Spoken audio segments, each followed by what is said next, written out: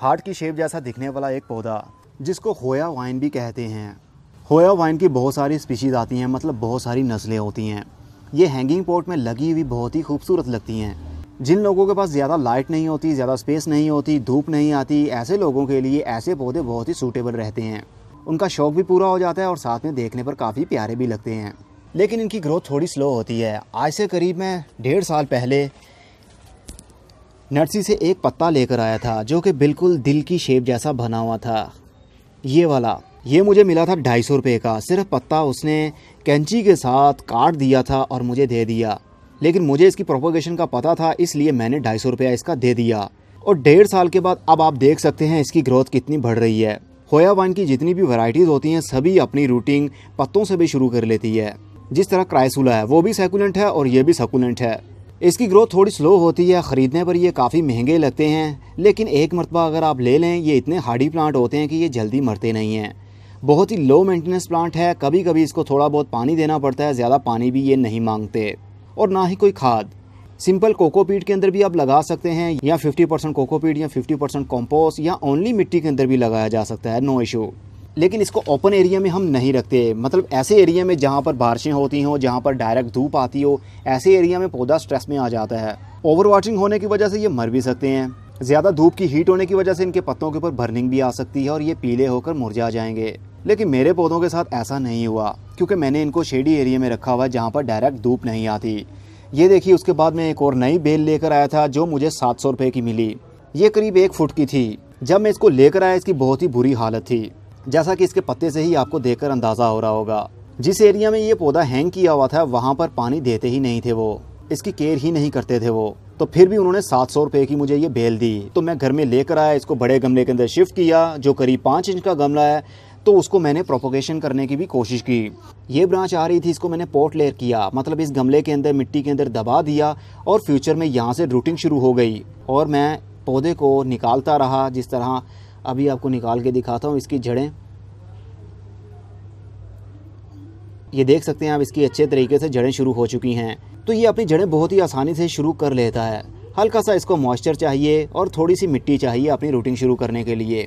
अब ये जब पौधे मेरे रेडी हो जाएंगे तो मैं इनको सेल पॉइंट के लिए नर्सरी पर रखूँगा। और ये होया वाइन वैलेंटाइन डे पर बहुत ही ज़्यादा सेल होती है, लेकिन हमारे यहाँ सेल नहीं होती। यूरोपियन कंट्रीज़ में वैलेंटाइन डे पर ये दिल बिकते हैं, जो कि एक दूसरे को प्यार का इजहार करने के लिए गिफ्ट किया जाता है। एक पत्ता तोड़ा जाता है, जिस तरह ये पत्ता यहाँ से काटेंगे और छोटे से पॉट के अंदर इसको लगा देते हैं। 1 महीने के अंदर उसकी रूटिंग शुरू हो जाती है और उसके बाद इसको गिफ्ट कर दिया जाता है।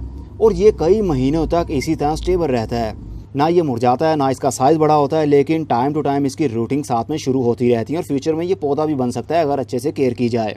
जैसा कि आपने देखा, ये 1.5 साल का पत्ता है, आज भी ये ग्रीन है, आज भी ये जिंदा है। तो वैलेंटाइन डे पर जो गिफ्ट लेते हैं वो अपनी टेबल के ऊपर या बेडरूम के साइड टेबल पर इसको रख लेते हैं और देखते ही रहते हैं। कई महीनों तक ये जिंदा रहता है। अगर पानी ना भी दें तो भी ये जल्दी मरेगा नहीं। होया वाइन की मेरे पास 3 किस्में हैं। जिस तरह की ये होया वाइन है, ये रोशनी के हिसाब से अपने पत्तों का शेड बदलता है। ये सेम है, लेकिन इसका कलर देखिए कितना खूबसूरत लग रहा है ये। अगर मैं इसको थोड़े से सनी एरिया में रखूँगा, धूप में रखूँगा, तो इसके एजेस एरिया थोड़े थोड़े लाल होना शुरू हो जाएंगे। अगर मैं इसको कंप्लीट शेडी एरिया में रखूँगा तो आहिस्ता आहिस्ता ये कंप्लीट डार्क होना शुरू हो जाएगी।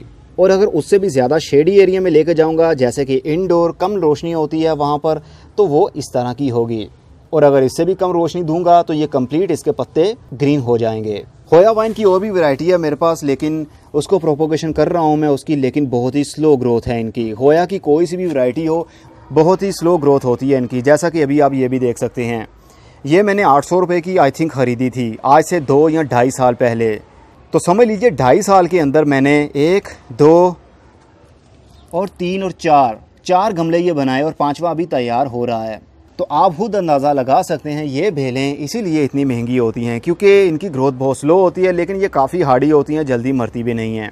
और एक क्रिसमस कैक्टस भी मैंने लिया था, लेकिन ये क्रिसमस कैक्टस नहीं निकला।